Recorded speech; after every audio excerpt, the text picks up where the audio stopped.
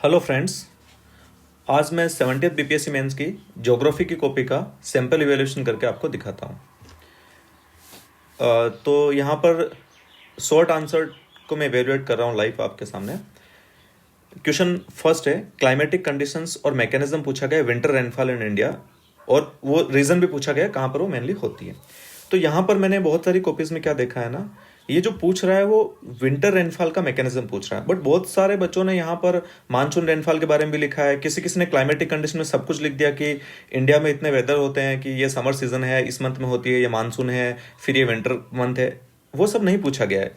यहाँ पर जो क्वेश्चन में पूछा गया है वो क्लाइमेटिक कंडीशंस पूछ रहा है विंटर रेनफॉल के टाइम पे।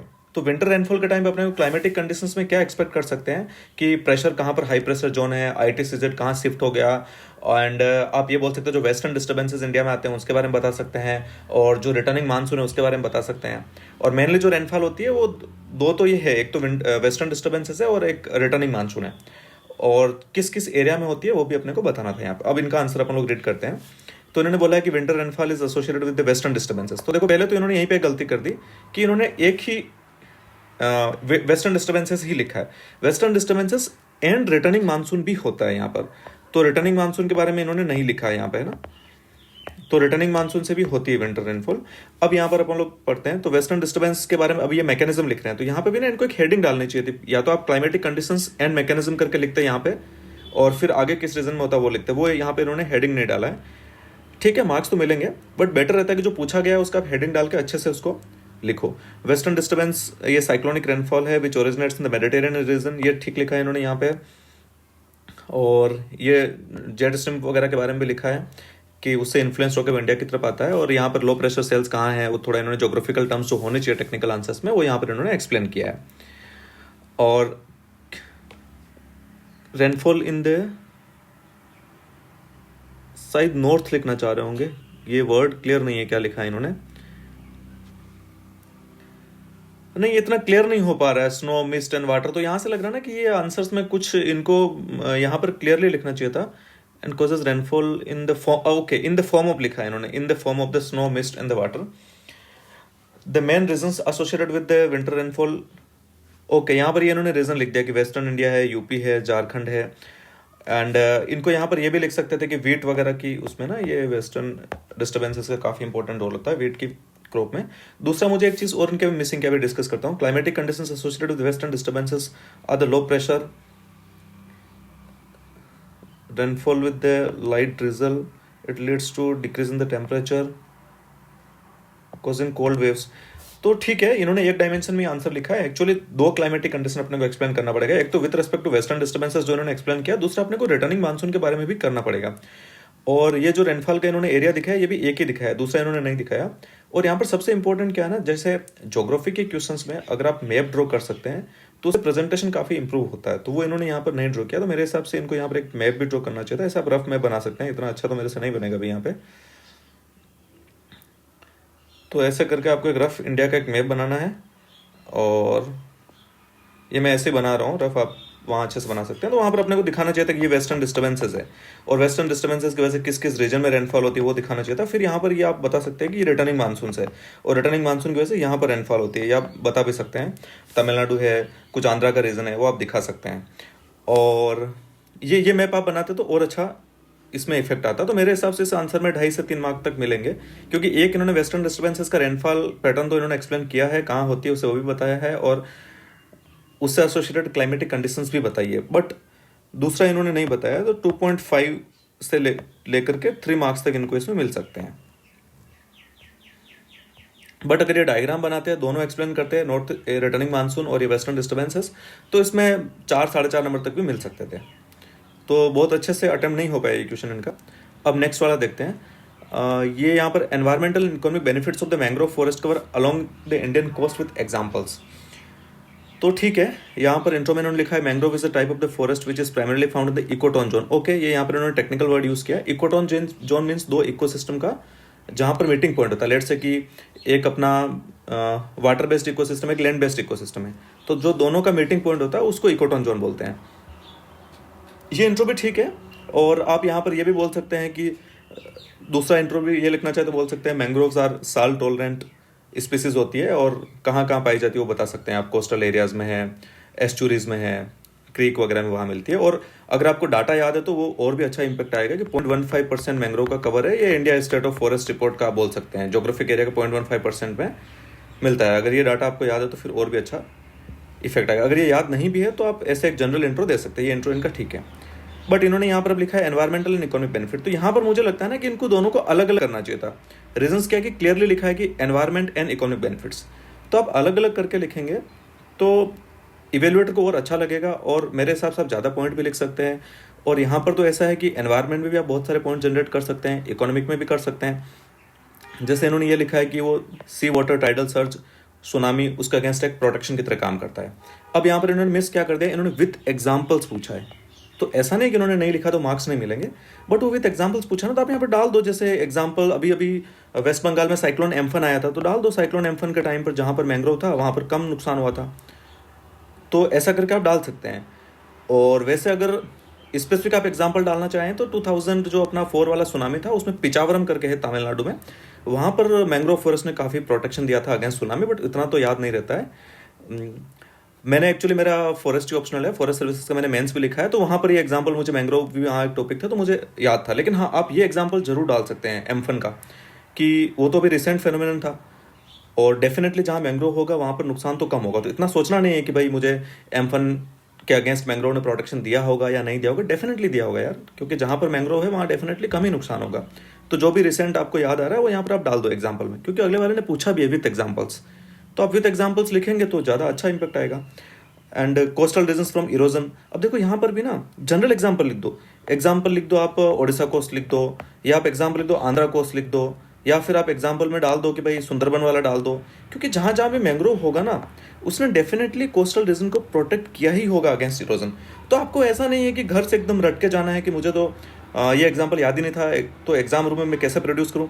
नहीं भाई, ऐसा नहीं करना है। आपको आइडिया होना चाहिए कि मैंग्रोव कहाँ कहाँ पर मिलता है, तो जहाँ जहाँ मिलता है वहाँ पर वो उसके सारे फंक्शन वो परफॉर्म करेगा। तो जहाँ भी मैंग्रोव होगा वो कोस्टल बेल्ट को प्रोटेक्ट करेगा इरोजन से। तो डेफिनेटली आपको यहाँ पर जब पूछ रहा है वो स्पेसिफिकली विद एग्जाम्पल, तो आप डाल दो ना यहाँ पर कि एग्जाम्पल ओडिशा कोस्ट को प्रोटेक्ट कर रहा है ना। ऐसा जनरल एग्जाम्पल बना सकते थे। तो ये यहाँ पर इन्होंने नहीं डाला है। पॉइंट वैलिड है, बट डालने पर क्या होगा कि कंटेंट एनरिचमेंट होगा। अगर आप ऐसे करेंगे तो आप 8 मार्क्स में से 5 या 5.5 भी ले सकते हैं। जैसे कि ये जो कॉपी है इनकी, ये 69 में सेलेक्टेड है और इनको लास्ट ईयर कुछ क्वेश्चंस में 5 और 5.5 भी मिला है, तो इस क्वेश्चंस में मिल सकता था इनको 5.5 तक भी। ऐसे एग्जाम्पल्स एंड ऑल डालते। तो अब नेक्स्ट इनका रीड करते हैं। ये हो गया कोस्टल इरोजन का हो गया, और ये सुनामी और इस सब का हुआ, ठीक है। वुड वगैरह मिलती है, ठीक है, फाइन। एंड हैबिटेट होता है, तो यहाँ पर भी अगेन आपको एग्जांपल डालना है ना। जैसे आप डाल सकते हैं कि जो रॉयल बंगाल टाइगर है, ठीक है, वो सुंदरबन में मिलता है, तो ये आप डाल दो, रॉयल बंगाल टाइगर का एग्जांपल लिख दो, है ना। एंड यहाँ पर मेडिसिनल प्रोडक्ट्स मिलते हैं, ठीक है, ओके। ये इसका अब इकोनॉमिक बेनिफिट लिख रहे हैं, यहाँ तक इन्होंने एनवायरमेंट बेनिफिट लिखा है। वाटर प्योरीफाई करता है, ठीक है, फाइन। बायोडाइवर्स रीजन, अब ये तो वो नहीं है, इकोनॉमिक बेनिफिट तो नहीं है ये। अगेन वो इन्होंने यहाँ पर रिपीट कर दिया, ये हैबिटेट वर्ड यूज़ किया, तो ये पॉइंट तो सेम ही होगा यहाँ पे। अब जैसे इन्होंने ना 2-3 और बहुत ही ऑब्वियस पॉइंट थे वो मिस कर गए। कार्बन सिक्वेस्ट्रेशन, क्योंकि ये ना मैंग्रोव बहुत अच्छा कार्बन स्टोरेज की तरह एक्ट करते हैं, तो वो पॉइंट ये लिख सकते थे, वो मिसिंग है इनके में। फिर वो ग्राउंड वाटर रिचार्ज में भी हेल्प करते हैं। एंड फिर वो जो सी वाटर होता है, साल्टी वाटर, उसको पीछे का जो एग्रीकल्चर लैंड होता है वहाँ तक नहीं आने देते हैं, तो पीछे जो फार्मिंग वगैरह होती है उसको प्रोटेक्ट करते हैं। फिर आप बोल सकते हो कि फिश वगैरह एंड ऑल वो भी उस इकोसिस्टम में पाई जाती है, तो वो उसका इकोनॉमिक बेनिफिट है। फिर आप इकोनॉमिक बेनिफिट में टूरिज्म का बोल सकते हो, जैसे सुंदरबन का है टूरिज्म, तो वो भी इकोनॉमिक बेनिफिट में है। तो ऐसे डिफरेंट इकोनॉमिक और एनवायरमेंट एंड इकोनॉमिक अलग अलग करके 4-5 पॉइंट ये लिख सकते थे। तो मुझे लगता है कि इनको इस क्वेश्चन में 3.5 से 4 नंबर की रेंज में मिलेगा मार्क्स। बट अगर ये अलग अलग करके लिखते, एग्जाम्पल देते प्रॉपर, तो 5 और 5.5 तक भी जा सकते थे। बट ठीक है, 7 पॉइंट लिखे हैं तो 4 तक तो मुझे लगता है कि मिल जाना चाहिए। बट ये ऐसा क्वेश्चन था कि इसमें आप 5 मार्क्स तक भी जा सकते थे। अब नेक्स्ट क्वेश्चन इनका रीड करते हैं कि ज्योग्राफिकल कंडीशंस के बारे में पूछा है। अगेन ना यहाँ पर जब विद एग्जांपल्स पूछा है तो जरूरी नहीं है कि आप हर पॉइंट पे, जैसे पिछले वाला जो था, जरूरी नहीं है कि अब जब आप मेडिसिनल प्रोडक्ट बोल रहे हो तो यहाँ पे भी एग्जांपल देना, नहीं भाई इतना नहीं याद आता किसी को, लेकिन दो चार तो दे दो, क्योंकि उसने विद एग्जांपल पूछा है। तो जैसे यहाँ पर सुनामी साइक्लोन वाले में दे दो, ये कोस्टल बेल्ट को प्रोटेक्ट करता है यहाँ दे दो, बायोडाइवर्सिटी वाला ये आपने जो हैबिटेट बोला वहाँ पर रॉयल बंगाल टाइगर का दे दो, तो उससे ना इवेल्युएटर के माइंड को लगेगा कि हाँ एग्जाम्पल पूछा है और इसने एग्जाम्पल दिया है, तो वो मार्क्स देने में सही रहेगा आपके उसमें। चलो इसमें देखते हैं, इसमें विद एग्जांपल पूछा ना, तो एटलीस्ट 2-3 पॉइंट में आपको एग्जांपल लिखना चाहिए। अब यहाँ पर millets are the hardy crops, ठीक है फाइन, वैसे आप डाटा भी लिख सकते हैं कि कितना परसेंट मिलेट्स होता है। आई गेस इंडिया वर्ल्ड का 40% ग्राउंड मिलेट्स प्रोड्यूस करता है, तो एक बार इसको आप क्रॉस चेक कर लेना। मेरे हिसाब से वर्ल्ड्स लार्जेस्ट मिलेट इंडिया ही प्रोड्यूस करता है। ठीक है, डाटा नहीं भी लिखेंगे, आप हार्डी क्रॉप बोल के भी शुरू कर देंगे तो वो भी ठीक है, चलेगा, बिकॉज इतना डाटा एंड फैक्ट्स तो याद नहीं रहता है। फिर उन्होंने एग्जाम्पल्स भी बोल दिया यहाँ पर, और ये इस बार बाउंसर की तरह भी था, किसी ने एक्सपेक्ट नहीं किया था कि ज्योग्राफी से इतने सारे क्वेश्चंस आएंगे, तो ठीक है। अब यहाँ पर जोग्राफिकल कंडीशंस लिखा है इन्होंने, wide variety of soil from the sandy to loamy soil, ठीक है फाइन है। अब जब पूछा है एग्जाम्पल तो यहाँ पर आप एग्जाम्पल डाल दो, जैसे आपने 3 नाम बोला, बाजरा, जवार, रागी, तो मैं बोलता हूँ कुछ भी डाल दो, एग्जाम्पल बाजरा। भाई बाजरा भी उसमें इस टाइप की सॉइल कंडीशन में उग जाएगा, जवार भी उग जाएगा, रागी भी उग जाएगा, कोई भी डाल दो, एक एग्जाम्पल करके रैंडमली तीनों में से कुछ भी उठा के यहाँ पर डाल दो, वो वैलिड पॉइंट होगा आपका, और इवेल्युएटर को भी लगेगा कि हाँ विद एग्जाम्पल्स पूछा है तो इन्होंने एग्जाम्पल यहाँ पर दे दिया है ना। अब नेक्स्ट वाला पूछ रहा है कि millets can be grown in the wide variety of temperature range, बोला ठीक है। अब यहाँ पर भी अगेन आप दे सकते हो। अब जैसे यहाँ पर अगर आपने लेट्स से कि बाजरा का बोला है तो यहाँ पर आप क्या कर दो, रागी डाल दो, है ना, कुछ भी रैंडम डाल दो, वो बाजरा के लिए भी वैलिड होगा, रागी के लिए भी होगा, जवार के लिए, बिकॉज तीनों ही मिलेट्स है और मिलेट्स का यही रेंज रहता है टेम्परेचर एंड ऑल का ना, तो सबके लिए वैलिड पॉइंट रहेगा। Millets require very little irrigation, ठीक है, तो आप यहाँ पर भी आगे एग्जाम्पल डाल दो, जैसे बाजरा रागी डाल दिया तो यहाँ पर आप एग्जाम्पल में जवार डाल दो, है ना। और राजस्थान इज फेमस, ठीक है fine, okay. Recognising the importance food security के लिए श्री अन्ना इनको बोला गया है, ठीक है, इंटरनेशनल ईयर 2023, ये भी ठीक है। अब ये भी जो क्वेश्चन है 8 में से अगर ऐसे प्रॉपर एग्जाम्पल एंड ऑल डाल के लिखते तो इनको 5 मार्क्स तक भी मिल सकता था। अगेन बिकॉज उन्होंने पूछा है कि विद एग्जाम्पल, और वो इन्होंने नहीं लिखा, बट हाँ जोग्राफिकल कंडीशंस अच्छे से एक्सप्लेन कर दिए कि भाई इस टाइप की सॉइल में उसको ग्रो कर सकते हैं, ये उसका टेम्परेचर है, और इरिगेशन लिटिल इरिगेशन की जरूरत ही नहीं होती है, मानसून रेनफॉल ही सफिशिएंट होती है, तो यहाँ पर मानसून सफिशिएंट कर सकते हैं। और एक पैटर्न एक इन्होंने और नहीं लिखा कि रेनफॉल का भी ये लिख सकते थे। रेनफॉल में जनरली काफ़ी कम रेनफॉल में भी ग्रो कर जाती है, तो रेनफॉल में आप 70 सेंटीमीटर से कम बोल सकते हैं या लेस देन 100 सेंटीमीटर भी बोलेंगे, तो एग्जैक्ट डाटा आप चेक कर लेना। मेरे हिसाब से तो 70 सेंटीमीटर से कम में भी वो ग्रो कर जाता है ना, काफ़ी कम रेनफॉल में ग्रो करता है। अगर एग्जैक्ट डाटा याद भी नहीं है तो आप एक अपने मन से एक रेंज लिख सकते हो कि भाई वो 50 to 100 सेंटीमीटर के अंदर भी वो ग्रो कर जाएगा। ये मैंने एग्जैक्ट डाटा नहीं बता रहा हूँ, आप चेक वेरीफाई कर सकते हैं नेक्स्ट टाइम अगर, क्योंकि मिलेट्स काफ़ी इंपॉर्टेंट टॉपिक है, मिलेट्स हो गया, मैंग्रोव हो गया, अगर ज्योग्राफी का पूछता है तो यहाँ से नेक्स्ट टाइम में भी आने के चांसेस है, तो आप डाटा एग्जैक्ट याद कर लेना। ये पॉइंट भी इन्होंने मिस किया, रेनफॉल वाला भी, ये भी इनको लिखना चाहिए था, और एक रफ डाटा ये लिख सकते थे, तो वो लिखते तो 5 तक भी आ सकता है। अभी इन्होंने ये पॉइंट लिखा है, ये तो रिलेवेंट है, तो मुझे लगता है कि अराउंड 4 मार्क्स इनको मिलेंगे इस क्वेश्चन में, बट 4.5-5 तक भी जा सकता था अगर एग्जाम्पल लिखते और अच्छे से इसको रेनफॉल एंड ऑल इन सब का भी लिखते। अब अपन लोग नेक्स्ट क्वेश्चन देखते हैं। यहाँ पर इकोलॉजिकल कंडीशन पूछिए मखाना कल्टीवेशन के लिए और क्या मेजर्स लिया गया है, ठीक है ओके। तो यहाँ पे भी ना इंट्रो में रिक्वायर्स फॉर द वेदर, ठीक इन्होंने डायरेक्ट लिख दिया। यहाँ पर इंट्रो में ये लिख सकते थे कि भाई मखाना जो है बिहार का 80 to 90% जो कंट्री का मखाना है वो बिहार ही प्रोड्यूस करता है, तो एक डाटा भी हो जाता और एक इंट्रो में अच्छा भी लगता। इंट्रो में ना वैसे अगर आपके पास में कुछ डाटा फैक्ट्स फिगर कुछ ऐसा है तो वो डालेंगे तो अच्छा रहता है, नहीं भी है तो कम से कम जनरल इंट्रो से भी आप शुरू कर सकते हैं, और अगर टाइम का इशू हो रहा है तो ठीक है फिर डायरेक्ट भी शुरू कर सकते हैं। जैसे मुझे लग रहा है कि इनके पास में टाइम का इशू हुआ होगा तो इन्होंने डायरेक्ट शुरू कर दिया इकोलॉजिकल कंडीशन, चलेगा वो भी। हॉट एंड ह्यूमिड क्लाइमेट, ये बिल्कुल वैलिड पॉइंट है इनका। टेम्परेचर इज ग्रेटर देन, तो अब यहाँ पे ना ग्रेटर देन लिखा तो मेरे हिसाब से थोड़ा रेंज लिखना ज़्यादा बेटर रहता है, बिकॉज वो एग्जैक्ट ठीक है 30 लिखा है इन्होंने, बट ऐसे भी लिख सकते हैं 20 to 35, ये एग्जैक्ट डाटा नहीं है, ये भी एक इंपॉर्टेंट टॉपिक है, तो आप एग्जैक्ट डाटा नेट से वेरीफाई कर लेना। तो ऐसा आप रेंज भी लिख सकते हैं, नियर अबाउट भी होगा तो चल जाएगा, इतना एग्जैक्ट किसी को याद नहीं रहता है और कोई ऐसे रट के नहीं जाता कि भाई इकोलॉजिकल कंडीशन ही पूछ लेगा वहाँ पे, बट उसके आसपास होना चाहिए। तो उन्होंने ग्रेटर देन 30 लिखा, तो ऐसा नहीं कि 25 में ग्रो नहीं करेगा, हो सकता है वहाँ भी कर जाएगा, तो बेटर है कि आप थोड़ा रेंज, एक ब्रॉड रेंज लिखो आप कि 20 to 35, तो उसमें वो जो एग्जैक्ट डाटा होगा वो कवर हो जाएगा आपका, ठीक है। मिथिला रीजन में ग्रो होता है वो ठीक है। यहाँ पर भी इन्होंने एक मिस कर दिया, यहाँ पर एक बेटर है कि बिहार का मैप ड्रॉ करके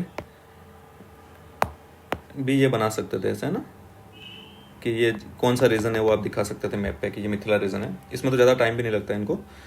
और रेनफॉल इन्होंने लिखा है कि 100 to 120 सेंटीमीटर। मुझे तो एग्जैक्ट अभी तो नहीं पता है कितना रेनफॉल है, बट हाँ ज़्यादा ही होता है। तो यहाँ पर भी 100 to 120 क्यों लिखना, मैं बोल रहा हूँ कि थोड़ा ज़्यादा साइड ही, रेंज ज़्यादा ही रखना। कितना नैरो रेंज रखा है, तो हो सकता है एग्जैक्ट रेनफॉल, ठीक है। यहाँ पर भी ये 150 लिखते या 200 सेंटीमीटर तक लिखते तो वो ज़्यादा बेटर रहता मेरे हिसाब से तो। बट ठीक है, होता तो इसी के अराउंड, इससे ज़्यादा ही होता है 100 सेंटीमीटर से, तो ठीक ठाक रेनफॉल चाहिए होता है मखाना में। और ह्यूमिडिटी वाला भी इनका पॉइंट ठीक है, hot and humid climate. Temperature वाले में भी थोड़ा रेंज लिखते तो सही रहता। और फिर यहाँ पर प्रमोशन के लिए क्या क्या वो इन्होंने मखाना बोर्ड का लिख दिया यहाँ पर, ठीक है fine. And food processing industry setup की जा रही है वो भी लिख दिया, कि हाई गिल्ड वेराइटी सीड्स को प्रमोट करे वो भी लिख दिया। एंड एक्सटेंशन सर्विसेज की जा रही जो मखाना कल्टीवेट कर रहे हैं, ठीक है, ये तो जनरल पॉइंट ही है। हाँ, जीआई टैग वाला बहुत ही स्पेसिफिक पॉइंट है ये, और ये मखाना बोर्ड वाला स्पेसिफिक पॉइंट है। और यहाँ पर मखाना बोर्ड में कुछ रुपीज़ का भी प्रोविजन था, वो उस टाइम तो एग्जाम के पहले तो रट के गए, अभी तो भूल गए थे, तो वो भी यहाँ पर लिख सकते थे कि कितना करोड़ एलोकेट किया गया है। ठीक है, वैसे नहीं भी लिखा तो काफ़ी पॉइंट इन्होंने लिख दिया यहाँ पर। ब्रांडिंग और मार्केटिंग को भी सपोर्ट कर रहे, ठीक है। मेरे हिसाब से 7 नंबर का है तो मिलना चाहिए, 3.5 to 4 नंबर तो इनको मिलना ही चाहिए। बट ये थोड़ा यहाँ पर ठीक लिखते तो आधा नंबर इनको और ज़्यादा मिलता। बट इस पार्ट को उन्होंने काफ़ी अच्छे से एड्रेस किया। मखाना बोर्ड है, हाई यील्ड वैरायटी सीड है, जीआई टैग है, एक्सटेंशन सर्विसेज है, फूड प्रोसेसिंग है, तो मेरे हिसाब से 4 तक भी मिल सकते हैं इसमें, है ना। और 3.5 भी दे सकते हैं, वो तो इवेल्यूएटर के ऊपर है। अच्छा, ऑटोमोबाइल इंडस्ट्री यहाँ पे पूछा गया, discuss the growth and the development of automobile industry in and around the 4 largest metropolitan cities. तो उन्होंने लिखा है automobile industry of the India is largely centred around the large metropolitan cities for the following reasons. Okay, यहाँ पर market oriented industry, when the automobile industries are located near the market, ठीक है, valid point है कि automobile industry जहाँ पर market की demand ज़्यादा होती है वहीं पे होती है। अब देखो यहाँ पर भी इनसे गलती क्या हुई है ना, कि एग्जाम्पल नहीं लिख रहे हैं। आप एग्जाम्पल लिखो यहाँ पे भी, जैसे कि फॉर एग्जाम्पल दिल्ली के अराउंड है, गुड़गांव मानेसर जो मारुति प्लांट है, तो वहाँ पर क्यों है, क्योंकि वहाँ पर कंज्यूमर बेस बहुत ज़्यादा है ना। और वैसे भी ये 4 मेट्रोपॉलिटन सिटीज़ की बात कर रहा है, तो दिल्ली, मुंबई, चेन्नई, कोलकाता, उसी के अराउंड वो अपनी ऑटोमोबाइल इंडस्ट्रीज मेनली वहीं पे है, तो वो लिखना चाहिए था इनको यहाँ पर। एग्जाम्पल हमेशा लिखना चाहिए, उससे क्या होता है ना, आपके आर्ग्यूमेंट स्ट्रॉन्ग होते हैं, एनरिचमेंट आता है आपके कंटेंट पे। कुछ एग्जाम्पल्स है, फैक्ट्स, फिगर्स, कुछ रिपोर्ट, कुछ आप अगर सपोर्टिंग अगर आप देंगे ना अपने आर्ग्यूमेंट, एक तो आर्ग्यूमेंट होता है कि हाँ ऐसा होता है, एक उसको आप सपोर्ट कर रहे हैं आर्ग्यूमेंट को, तो फिर उसको लगता है कि हाँ ये अब कुछ फैक्ट बेस्ड बात कर रहे हैं, नहीं तो ऐसा लगता है कि आप जनरल बात कर रहे हैं ना। तो उसको स्पेसिफिक बनाने का तरीका यही होता है, जैसे presence of the infrastructure in the metropolitan cities. तो अब यहाँ पर भी है कि मेट्रोपॉलिटन सिटीज़ का, चलो ठीक है, इसमें तो एग्जाम्पल नहीं बन पा रहा है इंफ्रास्ट्रक्चर का, तो दे सकते वैसे, लेकिन ठीक है, आगे का पॉइंट देखते हैं। Largely work is done in India in the market oriented presence of the urban agglomeration effect. अब यहाँ पर भी इनको दे देना चाहिए था एग्जाम्पल्स वगैरह, कि छोटी छोटी एंसिलरी इंडस्ट्रीज होती है वो यहाँ पर डेवलप हो जाती है उसके आसपास में। और कनेक्टिविटी में तो आपको डेफिनेटली देना चाहिए, जैसे आप बोल सकते हैं कि मुंबई का बोल सकते हैं कि वो वेल कनेक्टेड है, रेल, रोड, एयरपोर्ट सबसे कनेक्टेड है वो, है ना। रेल, रोड, सी पोर्ट से भी कनेक्टेड है, तो आप एक्सपोर्ट इम्पोर्ट के लिए भी ईजी रहेगा। रॉ मटेरियल भी अगर आप परचेस करके मंगवा रहे हो तो वो भी ईजी रहेगा। तो ऐसे एग्जाम्पल्स आपको देना चाहिए था इसमें। बाकी पॉइंट तो ठीक है, कनेक्टिविटी वाला सीट है, ये टेक्निकल टर्म इन्होंने यूज़ किया, एग्लोमरेशन इफेक्ट, ये भी अच्छा पॉइंट है। यहाँ पे पॉइंट ठीक लिखा है, इंडस्ट्रीज और ये इंफ्रास्ट्रक्चर वाला पॉइंट भी ठीक है इनका, और ये वाला पॉइंट भी ठीक है, मार्केट वाला भी। एंड इंडस्ट्रियल क्लस्टर, ये ठीक है, ये क्लस्टर और एग्लोमरेशन इफेक्ट मुझे लग रहा है कि मोर और लेस ठीक एक ही, इसका आउटकम तो एक ही होता है, ठीक है। हिस्टोरिकल रीजन, हाँ ये लिख सकते हैं कि ब्रिटिश पॉलिसीज हो गया। अब देखो यहाँ पर भी इन्होंने लिखा नहीं कि ब्रिटिश पॉलिसीज में कौन सा है, तो यहाँ पर भी इन्होंने लिखना चाहिए था कि भाई ब्रिटिश ने कहाँ पर सपोर्ट किया था। जैसे इंडस्ट्रियलाइजेशन को ब्रिटिश में मुंबई में सपोर्ट किया था शुरू में ना, मद्रास प्रोविंस से सपोर्ट किया था, कलकत्ता का बोल सकते हैं, कलकत्ता में सपोर्ट किया था। तो जहाँ पर शुरू में एक इंडस्ट्रियलाइजेशन होता है ना, फिर वहीं पे तो बाकी इंडस्ट्रीज भी आके तो लगती है। जैसे मुंबई का अगर आप यहाँ लिख दे रहे हैं एग्जाम्पल्स, तो यहाँ पर आप कलकत्ता का लिख दो कि भाई कलकत्ता पहले वहाँ पर ब्रिटिशर्स ने सपोर्ट किया था, है ना। जहाँ एक जगह इंडस्ट्रियलाइजेशन होता है वहीं पे ही दूसरी, अगर फेवरेबल फैक्टर्स है तो दूसरी इंडस्ट्री, तीसरी इंडस्ट्री, चौथा टाइप की इंडस्ट्री भी उसी एरियाज में आके लगती है। तो ये यहाँ पर इनको मेंशन करना चाहिए था। हिस्टोरिकल रीजंस में बहुत अच्छा होता अगर ये कलकत्ता का एग्जांपल दे देते, क्योंकि वो पहले ब्रिटिश कैपिटल भी था वहाँ पे। बट ठीक है, इनके पॉइंट सारे रिलेवेंट है, वो मेट्रोपॉलिटन सिटीज़ में है, लेकिन अभी रिसेंट ट्रेंड डिसेंट्रलाइजेशन की तरफ आ रहा है, ठीक है। तो मेरे हिसाब से इनको 4 नंबर के आसपास तो 4, लेकिन एग्जाम्पल्स इन्होंने नहीं दिया तो मुझे लगता है कि 3.5 देना चाहिए इनको, अगर एग्जाम्पल्स वगैरह देके प्रॉपरली लिखते, बिकॉज वो बोला भी है कि 4 मेट्रोपॉलिटन सिटीज़ के अराउंड है, तो वो भी इन्होंने यहाँ पर मेंशन नहीं किया है। और एक दो एग्जांपल्स किस पर्टिकुलर सिटी में कौन सा इंडस्ट्री है, जैसे दिल्ली एनसीआर के आप बोलेंगे तो मारुति गुड़गांव का मानेसर प्लांट वगैरह, एक दो एग्जांपल वो भी आप देते तो और अच्छा हो जाता, तो आपके 4.5 तक भी जा सकते थे, बट मुझे लग रहा है कि इसमें 3.5 के आसपास इनको मार्क्स मिलेंगे। एंड अगर आप भी चाहते हैं कि आपकी कॉपी में ऐसे इवेल्युएट करूं तो इस वीडियो के डिस्क्रिप्शन में एक टेलीग्राम लिंक है, वहां पर कॉपी सेंड कर सकते हैं, बट वो पेड इवेल्युएशन होगा। वीडियो देखने के लिए थैंक यू।